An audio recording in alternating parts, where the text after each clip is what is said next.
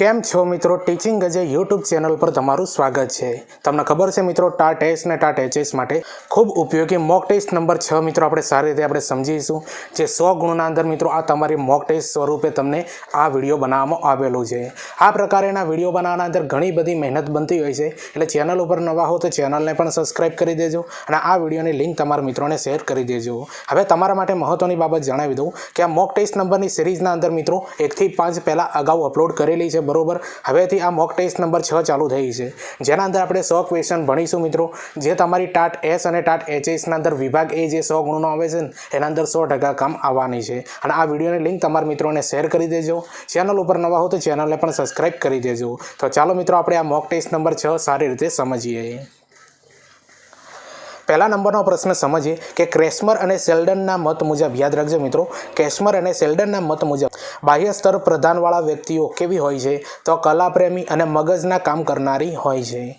હવે બીજા નંબરનો પ્રશ્ન સમજીએ કે મનોવિજ્ઞાનની હાલતી ચાલતી પ્રયોગશાળા એટલે શું? તો સ્વનિરીક્ષણ કહેવાય છે મિત્રો, મનોવિજ્ઞાનની હાલતી ચાલતી પ્રયોગશાળા. બરોબર, આ ક્વેશ્ચન 2023ની ટેટ ટાટના અંદર પૂછાઈ ગયો. હવે ત્રીજા નંબરનો પ્રશ્ન સમજીએ કે પ્રવૃત્તિની દિશાના આધારે વ્યક્તિત્વના પ્રકારો કોણે આપ્યા છે? તો કાર્લ યુંગે મિત્રો, તમને ખબર છે કે પ્રવૃત્તિની દિશાના આધારે વ્યક્તિત્વના પ્રકારો આપેલા છે. બરોબર, કાર્લ યુંગે. હવે ચોથા નંબરનો પ્રશ્ન સમજીએ કે કયો અભિગમ માનવ સ્વભાવનો વિધાયક અને આશાવાદી ખ્યાલ રજૂ કરે છે? તો માનવવાદી અભિગમ જે છે ને મિત્રો, એ માનવ સ્વભાવનો વિધાયક અને આશાવાદી ખ્યાલ રજૂ કરે છે. માનવવાદી અભિગમ.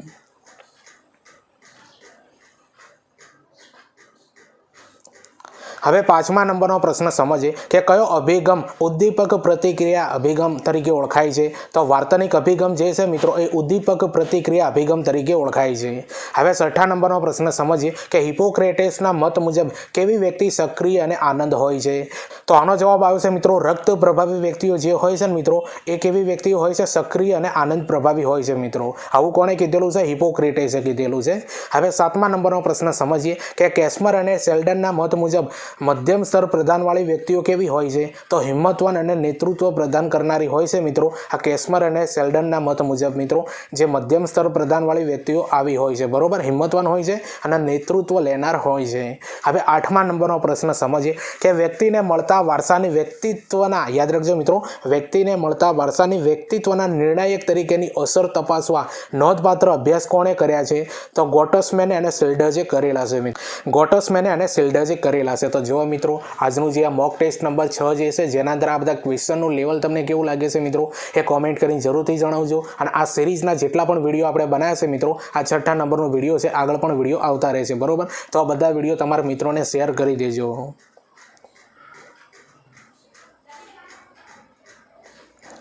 હવે 9મા નંબરનો પ્રશ્ન સમજીએ કે મિનેસોટા વિવિધલક્ષી વ્યક્તિત્વ સંશોધનિકા, જેને અંગ્રેજીના શોર્ટ નેમના અંદર MMIP તરીકે ઓળખવામાં આવે છે, ની રચના કોણે કરી છે? તો હેવથે અને મેકકિનલે કરેલી છે મિત્રો. આ મિનેસોટા વિવિધલક્ષી વ્યક્તિત્વ સંશોધનિકા. બરોબર, આની રચના કોણે કરેલી છે? હેવથે અને મેકકિનલે. હવે 10મા નંબરનો પ્રશ્ન સમજીએ કે મિનેસોટા વિવિધલક્ષી વ્યક્તિત્વ સંશોધનિકાની 4 તુલનાઓનું ગુજરાતી રૂપાંતર કોણે કર્યું છે? ખૂબ ઇમ્પોર્ટન્ટ ક્વેશ્ચન છે મિત્રો, આ જોઈ લો. આવા ક્વેશ્ચન પૂછાશે તમારી પરીક્ષા અંદર. તો જગદીશ જોટવાણી, યાદ રાખી લેજો, જગદીશ જોટવાણી જે છે મિત્રો, એમને મિનેસોટા વિવિધલક્ષી વ્યક્તિત્વ સંશોધનિકાની 4 તુલનાઓનું ગુજરાતીના અંદર રૂપાંતર કરેલું છે. બરોબર, એ વ્યક્તિનું નામ છે જગદીશ જોટવાણી. હવે 11મા નંબરનો પ્રશ્ન સમજીએ કે જોધપુર વ્યક્તિત્વલક્ષી વ્યક્તિત્વ સંશોધનિકાની રચના કોણે કરી? તો મલેક અને જોશીએ મિત્રો આ કરેલી છે. જોધપુર વ્યક્તિત્વલક્ષી વ્યક્તિત્વ સંશોધનિકાની રચના, બરોબર, મલેક અને જોશીએ કરેલી છે. હવે 16મા નંબરનો પ્રશ્ન સમજીએ કે 16 વ્યક્તિત્વ ઘટકોની સંશોધનિકાની રચના કોણે કરી? તો કેટલે કરેલી છે મિત્રો. આ અગાઉ પૂછાયેલો ક્વેશ્ચન છે. બરોબર, તે 16 વ્યક્તિત્વ ઘટકોની સંશોધનિકાની રચના કોણે કરી છે? કેટલે કરેલી છે. હવે 13મા નંબરનો પ્રશ્ન સમજીએ કે શાહીના ડાઘાની કયા મનોવૈજ્ઞાનિકે વિકસાવી છે કસોટી? તો હર્મન રોર્સાક જે છે ને મિત્રો, બરોબર, એમને શાહીના ડાઘાની કસોટી વિકસાવેલી છે.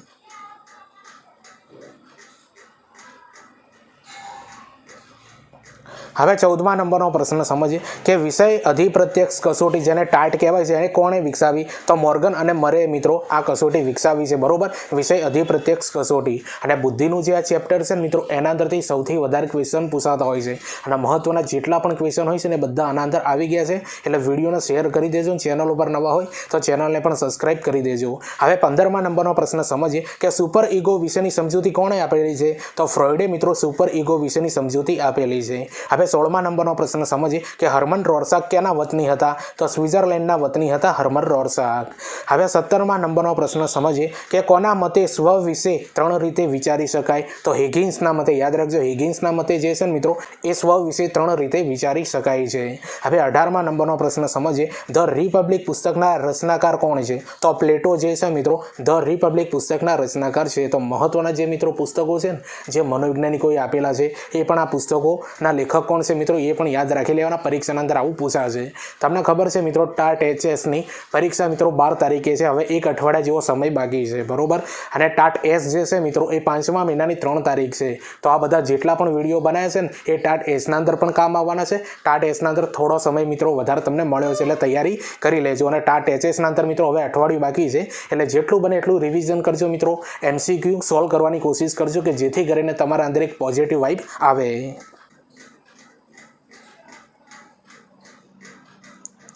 હવે 19મા નંબરનો પ્રશ્ન સમજીએ કે વસ્તુ કરતા વિચારને મહત્વ આ કયા વિચારધારા અંતર્ગત સ્વીકારાયેલ બાબત છે? તો આદર્શવાદના અંદર, બરોબર. આદર્શવાદ જે છે ને એ વસ્તુ કરતા વિચારને મહત્વ આપે છે. હવે 20મા નંબરનો પ્રશ્ન સમજીએ કે કયા ફિલોસોફરે આદર્શવાદને સ્વીકારેલ છે? તો પેસ્ટોલોજી અને ફ્રોબલ આ બંને જે વ્યક્તિઓ હોય છે ને મિત્રો એમણે આ ફિલોસોફર છે મિત્રો અને આદર્શવાદને એ લોકો સ્વીકારતા હતા, પેસ્ટોલોજી અને ફ્રોબેલ. હવે 21મા નંબરનો પ્રશ્ન સમજીએ કે આધ્યાત્મિક આદર્શના મુખ્ય મૂલ્યો કયા છે? તો જો મિત્રો આધ્યાત્મિક આદર્શના મુખ્ય મૂલ્યો કયા છે? તો ધર્મ અને ભક્તિ છે. હવે 22મા નંબરનો પ્રશ્ન સમજીએ કે આદર્શવાદ મુજબ શિક્ષકના ગુણો કેવા હોવા જોઈએ? તો આત્મક્રિયાશીલતા હોવી જોઈએ અને આધ્યાત્મિક ગુણો હોવા જોઈએ. મિત્રો મહત્વનો ક્વેશ્ચન છે અને આવા ક્વેશ્ચન પૂછાશે તમારી પરીક્ષાના અંદર, બરોબર. આદર્શવાદ મુજબ શિક્ષકના ગુણો કેવા હોવા જોઈએ?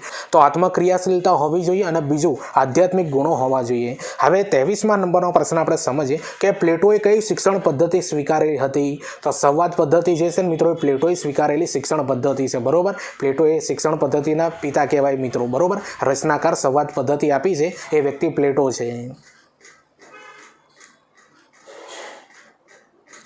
હવે 24મા નંબરનો પ્રશ્ન સમજીએ કે પ્રાકૃતિવાદના અન્ય નામ પરથી ઓળખાય છે, બરોબર. જો પ્રાકૃતિવાદ જે છે ને એના અન્ય નામ કયા છે મિત્રો જોઈ લો, પરીક્ષાના અંદર પૂછાઈ શકે. એક ભૌતિકવાદ તરીકે પણ ઓળખાય છે પ્રકૃતિવાદને, પદાર્થવાદ તરીકે ઓળખાય છે, નિસર્ગવાદ તરીકે ઓળખાય છે, પાર્થિવવાદ તરીકે ઓળખાય છે અને કુદરતીવાદ તરીકે પણ ઓળખાય છે. આ બધા જે નામ છે મિત્રો એ પ્રકૃતિવાદના અન્ય નામ કહેવાય છે. હવે 25મા નંબરનો પ્રશ્ન આપણે સમજીએ કે કઈ વિચારસરણી અંતિમ સત્તા ભૌતિકતાને જ માન આપે છે? તો પ્રકૃતિવાદ જે છે ને મિત્રો એ અંતિમ સત્તાના અંદર ભૌતિકતાને જ માન આપે છે, બરોબર. પ્રકૃતિવાદ. હવે 26મા નંબરનો પ્રશ્ન સમજીએ કે કઈ બાબતને પ્રકૃતિવાદ સ્વીકારે છે? તો મનુષ્ય પ્રકૃતિનો જીવ છે મિત્રો. આ બાબતને જે છે મિત્રો એ પ્રકૃતિવાદ સ્વીકારે છે. હવે 27મા નંબરનો પ્રશ્ન સમજીએ કે શિક્ષણનું શ્રેષ્ઠ સાધન પ્રકૃતિવાદીઓ કોને ગણાવે છે? તો પ્રકૃતિનું અનુસરણ જે છે મિત્રો એ શિક્ષણનું શ્રેષ્ઠ સાધન પ્રકૃતિવાદીઓ ગણાવે છે, બરોબર. પ્રકૃતિનું અનુકરણ. હવે 28મા નંબરનો પ્રશ્ન સમજીએ કે સોક્રેટીસે અધ્યાપન પદ્ધતિ તરીકે કઈ પદ્ધતિ અપનાવી હતી? તો પ્રશ્નોત્તરી પદ્ધતિ. એટલે સીધી રીતે એ રીતે માનવામાં આવે છે મિત્રો કે પ્રશ્નોત્તરી પદ્ધતિના જનક કોણ છે મિત્રો? સોક્રેટીસ છે. આટલું યાદ રાખજો અને જે શૈક્ષણિક પદ્ધતિઓ આપી છે ને એને યાદ કરી લેજો. જોડકા સ્વરૂપે અથવા વન લાઇનરના અંદર પૂછાઈ શકે છે. આપણે જે અગાઉના વિડીયોના અંદર બધી આ પદ્ધતિઓ ભણાયેલી છે સારી રીતે. હવે 29મા નંબરનો પ્રશ્ન સમજીએ કે આગમન નિગમન દ્વારા પ્રસિદ્ધ તત્વચિંતક અધ્યાપન કાર્ય કરાવતા હતા? તો જો મિત્રો એરિસ્ટોટલ જે હતા ને મિત્રો એ આગમન નિગમન દ્વારા આ પ્રસિદ્ધ તત્વચિંતક છે જેમને અધ્યાપન કાર્ય કરાયેલું છે, બરોબર. આગમન નિગમન દ્વારા. એમનું નામ છે મિત્રો એરિસ્ટોટલ. હવે 30મા નંબરનો પ્રશ્ન સમજીએ કે કાર્યવાદના પ્રણેતા કોણ હતા? તો વિલિયમ જેમ્સ જે છે મિત્રો એ કાર્યવાદના પ્રણેતા કહેવાય છે, બરોબર. William James. હવે 31મા નંબરનો પ્રશ્ન સમજીએ કે વર્તનવાદના પ્રણેતા કોણ હતા? તો જો મિત્રો આ જે વાદો છે ને એમના પ્રણેતા 100% યાદ કરી લેજો. વન લાઇનર અથવા જોડકા સ્વરૂપે તમારી પરીક્ષાના અંદર 100% પૂછાશે, બરોબર. હવે તમને ખબર છે કે વર્તનવાદના પ્રણેતા કોણ છે? જે.બી. વોટસન છે મિત્રો. હવે 32મા નંબરનો પ્રશ્નનો ખૂબ ઇમ્પોર્ટન્ટ ક્વેશ્ચન આ 2023ની ટેટની પરીક્ષાના અંદર પૂછાઈ ગયો કે સમષ્ટિવાદના પ્રણેતા કોણ હતા? તો વર્ધીમર, કોહલર અને કોફકા. આ ત્રણ જે મનોવૈજ્ઞાનિકો છે ને મિત્રો, એ સમષ્ટિવાદના પ્રણેતા કહેવાય છે, વર્ધીમર, કોહલર અને કોફકા. હવે 33મા નંબરનો પ્રશ્ન સમજીએ કે સમષ્ટિવાદનું બીજું નામ શું છે? તો ગેસ્ટાલ્ટવાદ જ મિત્રો એનું બીજું નામ છે, બરોબર. સમષ્ટિવાદનું બીજું નામ શું છે? ગેસ્ટાલ્ટવાદ.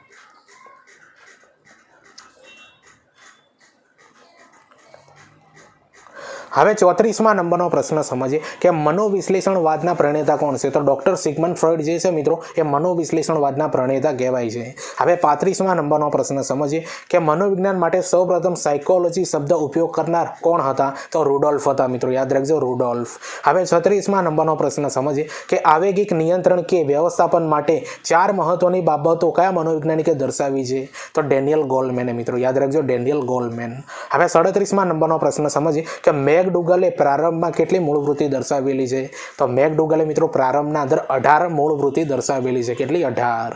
તો જો મિત્રો આ બધા મોક ટેસ્ટ નંબર 6ના અંદર બધા ક્વેશ્ચન કેવા લાગે છે કોમેન્ટ કરીને જરૂરથી જણાવજો. ચેનલ ઉપર નવા હો તો ચેનલને પણ સબસ્ક્રાઇબ કરી દેજો. હવે તમારા માટે મહત્વની બાબત એ છે કે તમારે કરંટ અફેર્સ મિત્રો, શિક્ષણનું કરંટ અફેર્સ, શિક્ષણની યોજના, શિક્ષણ વિશેષ, આ તમારે સારી રીતે પાવરફુલ કરવું હોય મિત્રો, અને તમારી પરીક્ષાના અંદર 6 થી 7 ગુણના અંદર પૂછાશે, એના કરતાં પણ વધારે ગુણના અંદર પૂછાઈ શકે છે મિત્રો, બરોબર. તો 3 વિડીયો આપણે બનાવેલા છે, બરોબર, જે ચેનલ પર જઈને તમે જોઈ લેજો મિત્રો. આના અગાઉ જે એક વિડીયો બનાવેલું છે, બરોબર, તો એ શિક્ષણના કરંટ અફેર્સ માટે મિત્રો ઇનફ છે. એ 3 વિડીયો તમે જોઈ લેજો.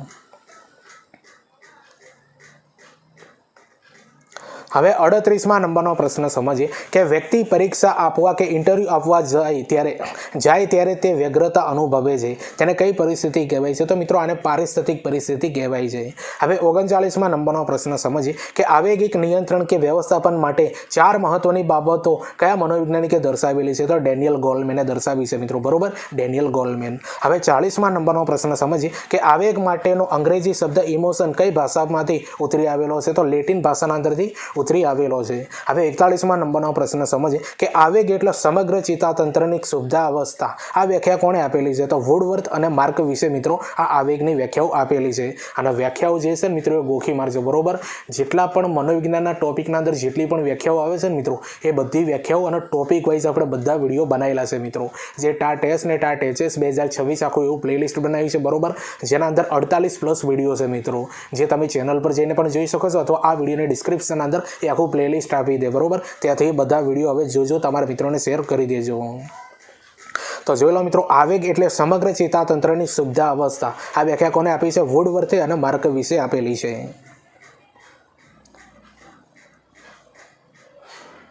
હવે 42મા નંબરનો પ્રશ્ન સમજીએ કે આવેગનો દ્વિઘટક સિદ્ધાંત કોણે આપ્યો છે? તો સાક્ટર અને સિંગરે મિત્રો આ આવેગનો દ્વિઘટક સિદ્ધાંત આપેલો છે, બરોબર, સાક્ટર અને સિંગરે. હવે 43મા નંબરનો પ્રશ્ન સમજીએ કે પ્લુટચિકના મતે મૂળભૂત આવેગો કેટલા છે? તો જો મિત્રો પ્લુટચિકના મતે મૂળભૂત આવેગો કેટલા છે? 8 આવેગો છે. પ્લુટચિકે મિત્રો મૂળભૂત આવેગો કેટલા આપ્યા છે? 8 આવેગ આપેલા છે. હવે 44મા નંબરનો પ્રશ્ન સમજીએ કે સાવેગિક આંક, જેને ઇક્યુ કહેવાય છે, એની સમજૂતી કોણે આપી? તો ડેનિયલ ગોલમેને મિત્રો આ સાવેગિક આંકની માહિતી આપેલી છે, બરોબર, સમજૂતી આપેલી છે. હવે 45મા નંબરનો પ્રશ્ન સમજીએ કે કયા મનોવૈજ્ઞાનિકે પ્રેરણાને મૂળવૃત્તિ તરીકે ઓળખાવી છે? તો મેકડુગલ જે છે મિત્રો, એ પ્રેરણાને મૂળવૃત્તિ તરીકે ઓળખાવી છે, બરોબર, મેકડુગલે.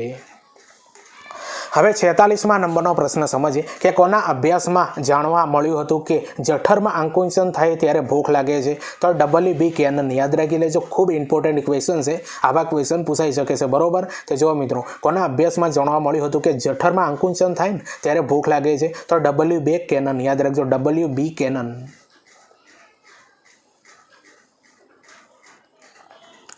હવે 47મા નંબરનો પ્રશ્ન સમજીએ કે કઈ શારીરિક પ્રેરણા ખૂબ જ તીવ્ર હોવા છતાં તેનો તાત્કાલિક રીતે સંતોષ જરૂરી નથી? તો જાતીયતા. યાદ રાખજો મિત્રો, જાતીયતા. હવે 48મા નંબરનો પ્રશ્ન સમજીએ કે આજના સમયમાં ફેસબુક, ટ્વિટર, વોટ્સઅપ વગેરે કઈ મનોસામાજિક પ્રેરણાનું સૂચન કરે છે? તો સંલગ્નતા, બરોબર, કારણ કે આના અંદર આપણે બધા જોડાઈએ છીએ એટલા માટે. હવે 49મા નંબરનો પ્રશ્ન સમજીએ કે કઈ મનોસામાજિક તીવ્ર પ્રેરણાથી વ્યક્તિ સરમુખત્યાર બની શકે છે? તો સત્તાની પ્રેરણાથી, બરોબર. ખબર છે તમને મિત્રો કે કોઈ વ્યક્તિના હાથના અંદર જ્યારે સત્તા આવે ને મિત્રો એટલે એ છે ને મિત્રો એ સરમુખત્યાર જ બની જાય છે, બરોબર। હવે 50મા નંબરનો પ્રશ્ન સમજીએ કે કૃષ્ણ અને સુદામાની મૈત્રી કઈ મનોસામાજિક પ્રેરણા દર્શાવે છે? સંપર્કની પ્રેરણા છે મિત્રો। આ કઈ પ્રેરણા છે? સંપર્કની પ્રેરણા।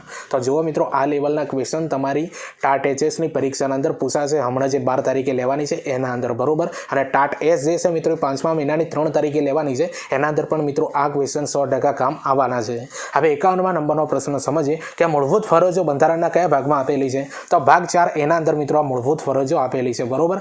કયા ભાગના અંદર આપેલી છે? ભાગ 4 એના અંદર। બંધારણ જે તમારી પરીક્ષાના અંદર 3 થી 4 ગુણના અંદર પૂછાશે મિત્રો, બધા ક્વેશ્ચન લઈ લીધેલા છે, બરોબર, આના અંદર।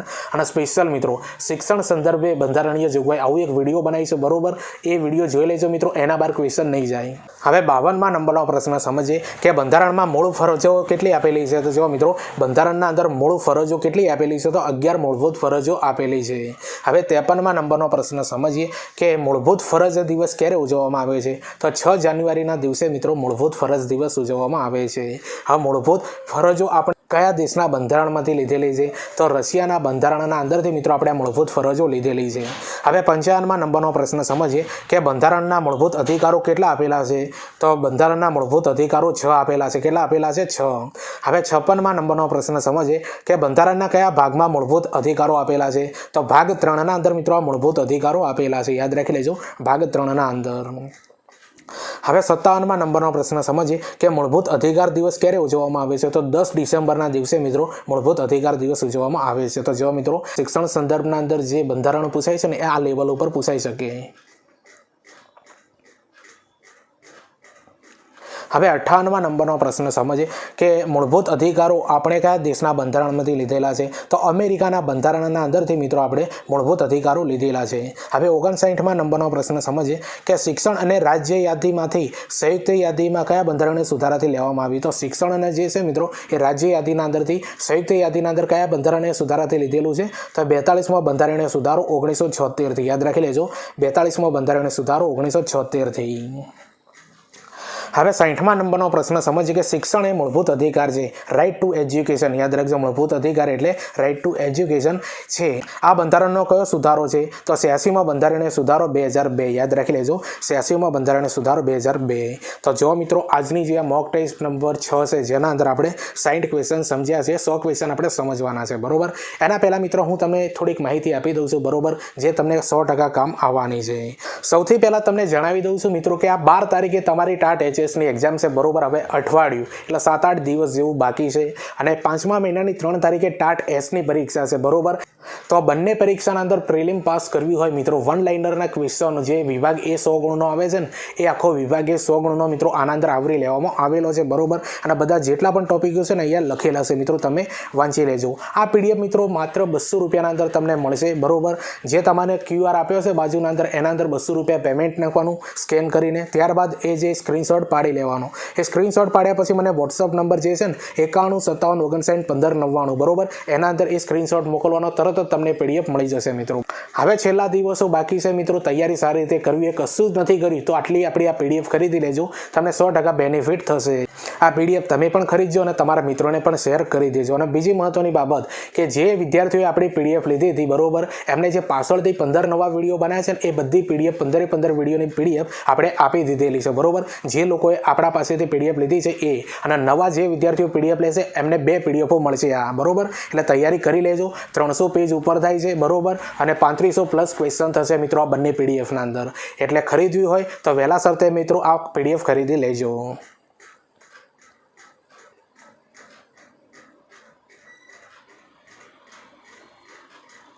હવે 61મા નંબરનો પ્રશ્ન સમજીએ કે એનઈપી 2020ના ધ્યેયો કયા છે? તો બાળકનો સર્વાંગી વૃદ્ધિ, યાદ રાખજો મિત્રો, બાળકની સર્વાંગી વૃદ્ધિ, જીવંત શિક્ષણ દ્વારા શીખવાની પ્રસન્નતા, 21મી સદીના કૌશલ્યોનો વિકાસ, આ બધા જે છે ને મિત્રો એનઈપી 2020ના ધ્યેયો કહેવાય છે। હવે 62મા નંબરનો પ્રશ્ન સમજીએ કે એનઈપી 2020 મુજબ શાળાની માતૃભાષા કયા ધોરણ સુધી ઉપયોગી બને છે? તો ધોરણ 1 થી 5ના અંદર ઉપયોગી બને છે। આ એનઈપીના બધા ક્વેશ્ચન ચાલુ થાય છે મિત્રો, એનઈપીના અંદરથી મિત્રો તમારી એક્ઝામના અંદર 2 થી 3 ગુણના 100% હશે। હવે 63મા નંબરનો પ્રશ્ન સમજીએ કે એનઈપી 2020 મુજબ મુખ્ય સૂત્ર કયું છે? તો એક્સેસ, ઇક્વિટી અને ક્વોલિટી, આ 3 યાદ રાખી લેવાના।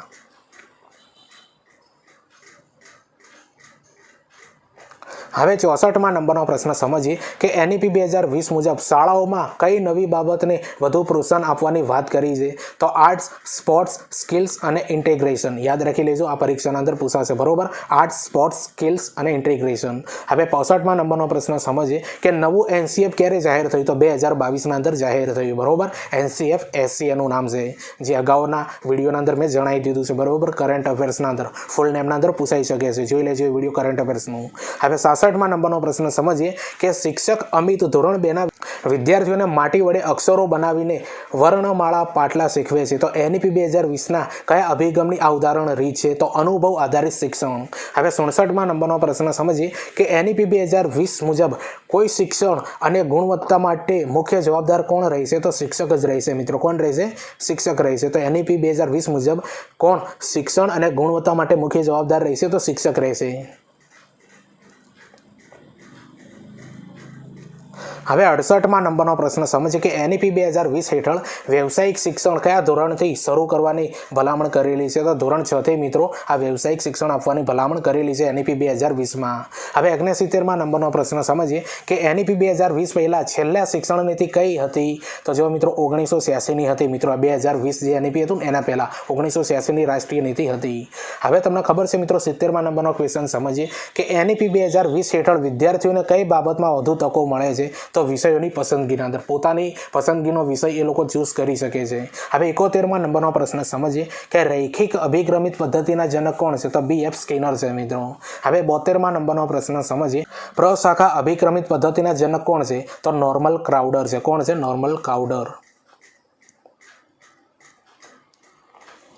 હવે 73માં નંબરનો પ્રશ્ન સમજીએ કે સૈન્ય પદ્ધતિના જનક કોણ છે? તો બોઝ તથા બ્લૂમફિલ્ડ જે છે મિત્રો એ સૈન્ય પદ્ધતિના જનક કહેવાય. હવે 74માં નંબરનો પ્રશ્ન સમજીએ કે માઇક્રો ટીચિંગના પ્રણેતા કોણ છે? તો ડ્વાઇટ એલન જે છે ને એ માઇક્રો ટીચિંગના પ્રણેતા કહેવાય. હવે 75માં નંબરનો પ્રશ્ન સમજીએ કે મૂર્ત પરથી અમૂર્તના શિક્ષણ સૂત્ર કયા અભિગમમાં જોવા મળે છે? તો આગમન અભિગમના અંદર જોવા મળે. હવે 76માં નંબરનો પ્રશ્ન સમજીએ કે ગણિત શિક્ષણના કયા અભિગમમાં વિદ્યાર્થીઓની તર્ક શક્તિનો વિકાસ થાય છે? તો પૃથ્થકરણ. યાદ રાખજો, પૃથ્થકરણ. હવે 77માં નંબરનો પ્રશ્ન સમજીએ કે કયા પ્રકારના પાઠમાં તાલીમાર્થી માત્ર કૌશલ્યનું સંયોજન કરવા પ્રયાસ કરે છે? તો સેતુ પાઠના અંદર. યાદ રાખી લેજો, સેતુ પાઠમાં.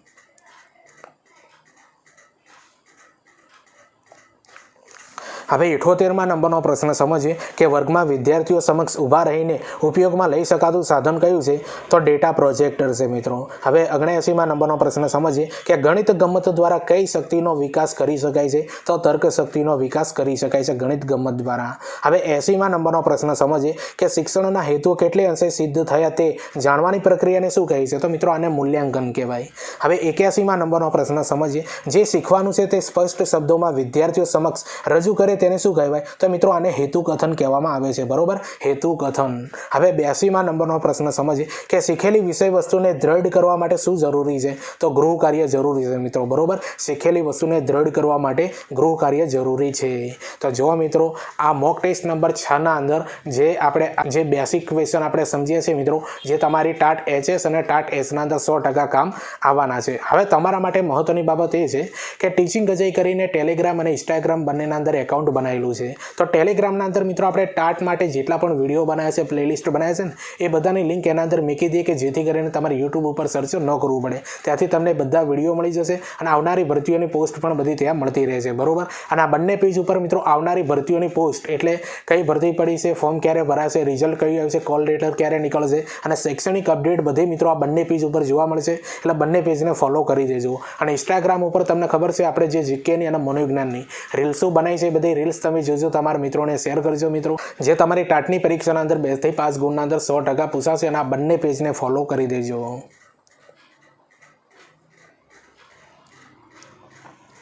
હવે 83માં નંબરનો પ્રશ્ન સમજીએ કે કયા પ્રકારનું આયોજન લવચિક હોય છે? તો એકમ પાઠ આયોજન જે હોય છે મિત્રો એ લવચિક હોય છે. બરોબર, ટેટ 1ના અંદર આ ક્વેશ્ચન પૂછાઈ ગયો. હવે 84માં નંબરનો પ્રશ્ન સમજીએ કે વિદ્યાર્થીઓ વિદ્યુતના પ્રયોગના સાધનો ગોઠવે આ કયા પ્રકારનો વિશિષ્ટ હેતુ છે? તો સમજ આધારિત મિત્રો. સમજ છે ને ત્યારે જ આ બધું કામ કરી શકશે. હવે 85માં નંબરનો પ્રશ્ન સમજીએ કે કઈ પદ્ધતિમાં સ્વતંત્ર રીતે વિચાર કરવાની શક્તિનો વિકાસ થતો નથી? તો વ્યાખ્યાન પદ્ધતિના અંદર. યાદ રાખજો, વ્યાખ્યાન પદ્ધતિમાં. હવે 86માં નંબરનો પ્રશ્ન સમજીએ કે ડેનિયલ ગોલમેને આવેગ નિયંત્રણ માટે કેટલા માર્ગો દર્શાવ્યા છે? તો 4 માર્ગો દર્શાવ્યા છે મિત્રો આ ડેનિયલ ગોલમેને, બરોબર. આવેગ નિયંત્રણ માટેના 4 માર્ગો દર્શાવ્યા છે. એક છે સ્વજાગૃતિ, એક છે સ્વજાગૃતિ, બીજું છે મિત્રો સામાજિક જાગૃતિ, ત્રીજા નંબરના અંદર આવે છે સ્વ વ્યવસ્થાપન અને ચોથા નંબરના અંદર આવે છે સામાજિક કુશળતા. એકવાર જોઈ લો, સ્વજાગૃતિ, સામાજિક જાગૃતિ, સ્વ વ્યવસ્થાપન અને સામાજિક કુશળતા. યાદ રાખજો, પરીક્ષાના અંદર પૂછાશે.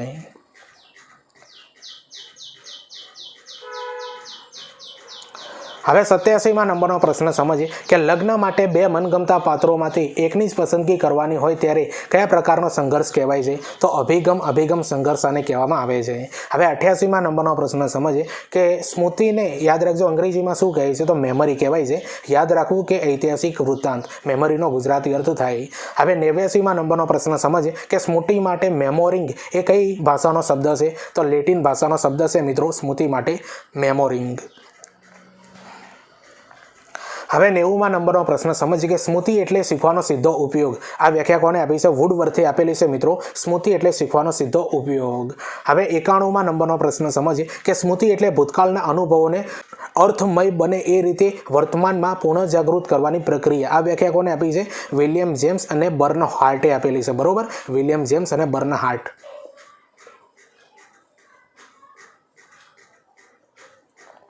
હવે 92માં નંબરનો પ્રશ્ન સમજીએ કે સ્મૃતિના તબક્કાઓ કે સોપાન કેટલા છે? તો 3 તબક્કા અથવા સોપાન છે. એક છે સંકેતાકન, બીજું છે સંચય કે સંગ્રહ અને ત્રીજા નંબરનું છે પુનઃપ્રાપ્તિ. યાદ રાખી લેજો, આ જે બધા છે ને એ સ્મૃતિના તબક્કાઓ અથવા સોપાન કહેવાય છે. 3 છે: સંકેતાકન, સંચય કે સંગ્રહ અને પુનઃપ્રાપ્તિ. હવે 93માં નંબરનો પ્રશ્ન સમજીએ કે મોટાભાગની, યાદ રાખજો, મોટાભાગની વ્યક્તિઓનું સ્મૃતિ વિસ્તાર કેટલો હોય છે? 7 ± 2. યાદ રાખજો મિત્રો, 7 ± 2. યાદ રાખી લેવાનો, પરીક્ષાના અંદર આવું પૂછાઈ ગયું છે 2023ના અંદર, બરોબર. 7 ± 2. હવે 94માં નંબરનો પ્રશ્ન સમજીએ કે ટૂંકા ગાળાની સ્મૃતિનો વિસ્તાર વધારવા માટે સામૂહિકરણની પ્રયુક્તિ કોણે પ્રયોજી હતી? તો જ્યોર્જ એ મિલરે. યાદ રાખજો, જ્યોર્જ એ મિલર. હવે 95માં નંબરનો પ્રશ્ન સમજીએ કે સાંવેદનિક સ્મૃતિ એટલે શું? તે જે સાંવેદનિક સ્મૃતિ કોને કહે? બરોબર. દ્રશ્યના અંદર મિત્રો 0 થી 30 સેકન્ડ સુધી સંભળાય અને શ્રાવ્યના અંદર 2 સેકન્ડ સુધી સંભળાય છે. આ યાદ રાખી લેજો મિત્રો, આ સાંવેદનિક જે સ્મૃતિ છે ને એની બાબતની વાત કરેલી છે. હવે 96માં નંબરનો પ્રશ્ન સમજીએ કે ટૂંકા ગાળાની સ્મૃતિ શું હોય છે મિત્રો? જે 20 થી લઈને 30 સેકન્ડ સુધી તમને યાદ રહે છે, બરોબર. હવે 97માં નંબરનો પ્રશ્ન સમજીએ કે લાંબા ગાળાની સ્મૃતિ એટલે શું? દિવસો, વર્ષો, આજીવન યાદ રહે મિત્રો, એને લાંબા ગાળાની સ્મૃતિ કહેવાય. હવે 98માં નંબરનો પ્રશ્ન સમજીએ કે લાંબા ગાળાની સ્મૃતિના પ્રકારો કોણે અને કયા કયા આપ્યા છે? તો આનો જવાબ આવે છે મિત્રો ટુલ વિંગે. ટુલ વિંગ જે છે મિત્રો એમને લાંબા ગાળી સ્મૃતિની પ્રકારો આપેલા છે. એક છે ઘટનાત્મક સ્મૃતિ, 2 છે અર્થનાત્મક સ્મૃતિ, ત્રીજા નંબરની છે રીતલક્ષી સ્મૃતિ, બરોબર. યાદ રાખજો, લાંબા ગાળાની સ્મૃતિના પ્રકારો કોને આપેલા છે? ટુલ વિંગે આપેલા છે. એક ઘટનાત્મક સ્મૃતિ, 2 અર્થનાત્મક સ્મૃતિ, ત્રીજી છે મિત્રો રીતિલક્ષી સ્મૃતિ. હવે 99માં નંબરનો પ્રશ્ન સમજીએ કે સ્મૃતિ વિસ્તાર અંગે અભ્યાસ કોણે કર્યો? તો એબિંગહોસે મિત્રો આ સ્મૃતિ વિસ્તાર અંગે અભ્યાસ કરેલો, બરોબર. એબિંગહોસે.